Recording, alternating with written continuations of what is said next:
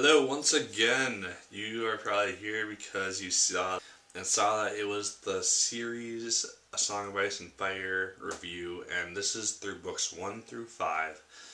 So A Game of Thrones through A Dance with Dragons.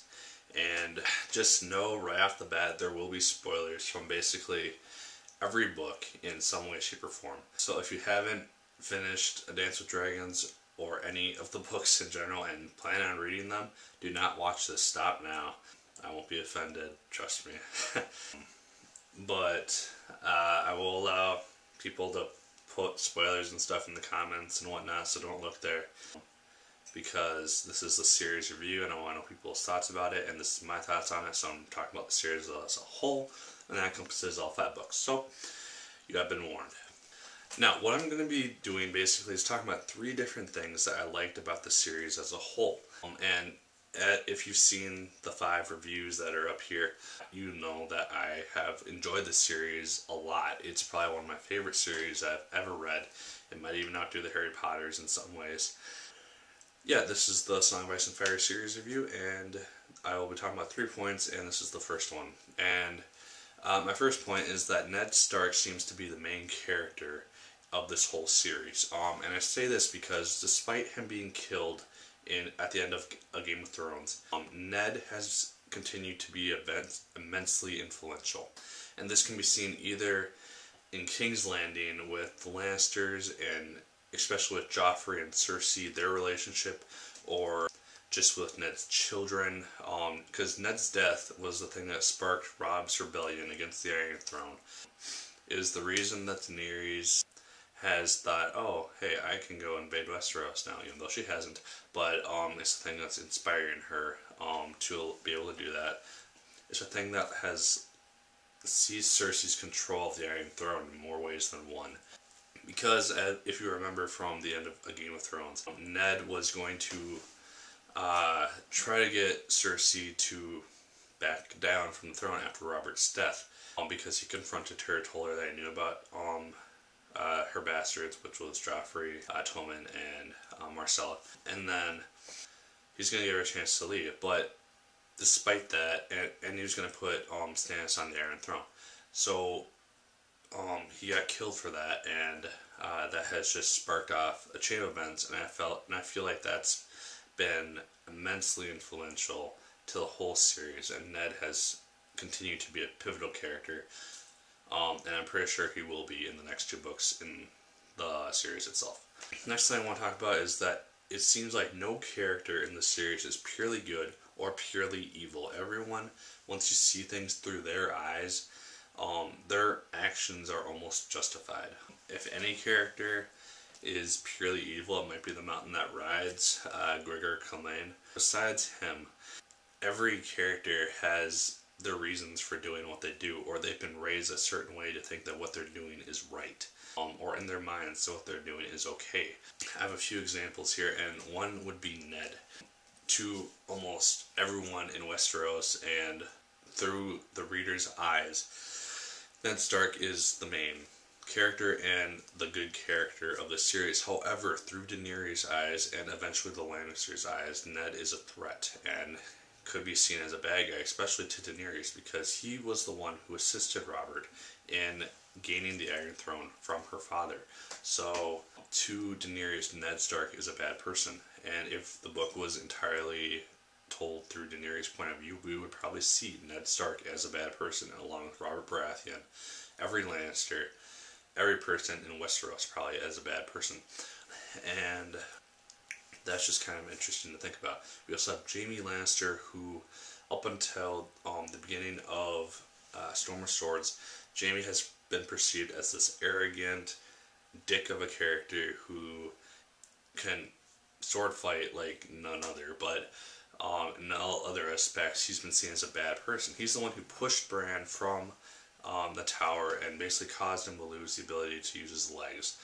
And from that point to about the beginning of Storm of Swords, or during Storm of Swords, Jaime Lannister has been seen as this bad guy, and we've had no reason to doubt that. But once we see the narrative through Jaime's eyes in Storm of Swords and Feast for Crows, you kind of see that Jaime isn't as bad as he seems. he is obviously considered a bad person to a bunch of people in Westeros and across the Narrow Sea.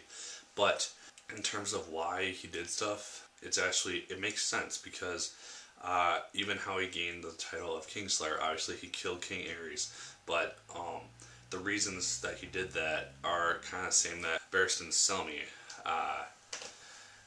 talks about during his narrative during the end of Dance with Dragons. And you see that Aerys was a bad person. He was a mad king. He was killing people for almost no reason, just giving them inhumane deaths. And you see why Jaime ended up doing what he did. It caused him to get his wife, or get his sister wedded to Robert Baratheon, whom he hates, but you see why he originally did what he did. And you see that Jaime is not a solely bad character. And then you also have Tyrion Lannister, and to a lot of people Tyrion is also seen as a bad person just solely because of his name, which would be Lannister. You see this in probably Clash of Kings, and a little bit in Storm of Swords, where the people of King's Landing basically despise Tyrion just because he's a Lannister, and they blame him for all of their problems in Clash of Kings because he's the king's hand. And Tyrion, through his eyes, we see that he is really the only Lannister who's trying to do the right thing, but also he's trying to kind of gain some stuff as well. He's trying to establish himself to his father before he kills his father. We just see that Tyrion is one of those characters who's also not black and white. If we didn't see it the world through his eyes, he could possibly be seen as one of those bad characters. And then also with Daenerys.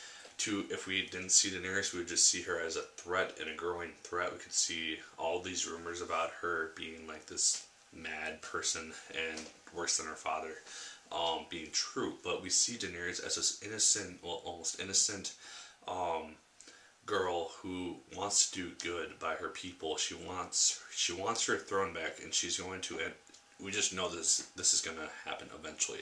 She will storm Westeros with her 3 dragons. And her army of Unsullied.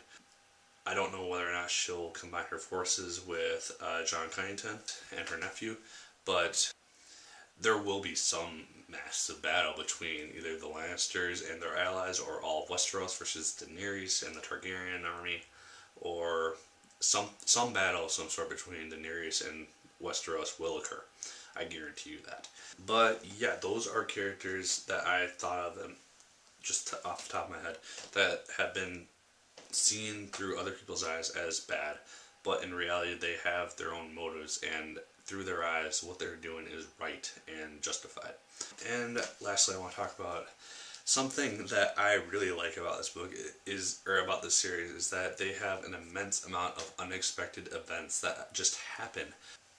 And one of these would be a pivotal moment in A Storm of Swords, which I'm sure a lot of people remember, and also in Clash of Kings, and that would be the deaths of Renly Baratheon, Robb Stark, and Joffrey Baratheon. Renly's death, I didn't really see coming, if I remember right. I read the book about a month ago, so I don't really remember exactly what my reaction was, but I don't think I saw it coming, and it was kind of a shocker. And then Robb Stark, I figured that something was going to happen just because I'd seen some spoilers about saying like Robb Stark dies, what, blah blah, so I knew that something was going to happen to him eventually. I didn't know in what form this would happen, but his death and then Catelyn's death was really surprising to me. And then the most surprising one to me, I think, was Joffrey's, because I really expected him to last much longer than he did, because he was this crazy ruler, probably worse than Aerys in some aspects, and he gets taken out by poison. It's like, okay, I was kind of hoping that someone was actually going to come and stab him, like take him out in a really cool fashion, but it just kind of gets launched on you during his wedding feast. You just see, oh my guy's choking, and I thought he was going to be saved or something like that, and he's just dead after that. It's like, what?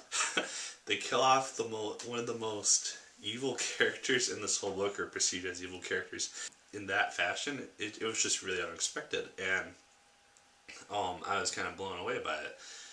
And then his death obviously had massive implications for Tyrion for the most part, but also for Cersei and King's Landing. So yeah, those are three unexpected things that I really did not see coming. And then Aegon Targaryen, him being alive, that was really not expected for me. This occurs during A Dance with Dragons, as if you've read the book, you know this. And you see that Daenerys is not the only Targaryen left alive, which is really interesting. And also at the end of the book, you see her womb quicken again. You see her possibly being able to give birth to children once again, which I think sets up a possibility of her and Aegon obviously being married and having children together, and so preserving the Targaryen family line. And so I'm pretty sure that Aegon's life and him being alive at this point will be immensely influential in the next few books. But yeah, that is mainly what I wanted to talk about with the series. If I haven't stressed it enough, I love this series. I cannot wait for The Winds of Winter. Hopefully it does not come out when I'm 30, because I'm 20 right now. I hope that it comes out like sooner than that.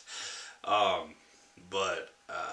else I probably wouldn't read it if I was 30 and the 6th book came out and I read the last one 10 years ago. It's not going to happen. But yeah, that is a series review. There should be annotations for all 5 books up at the top here. And if you want to see individual books reviewed, I'm sorry that they were all so long. I just had a lot of characters to go through, plot lines to discuss, and then enjoyment. I think the Dance with Dragons one was probably the longest one, and I apologize for that. But hopefully this wasn't too long. I thank you for watching the complete series. Next up is The Hunger Games next week, starting with The Hunger Games, then Catching Fire, then Mockingjay. So you have those to look forward to for the next 3 weeks. So yeah, as always, my name is Nick Pell, and once again, keep on reading.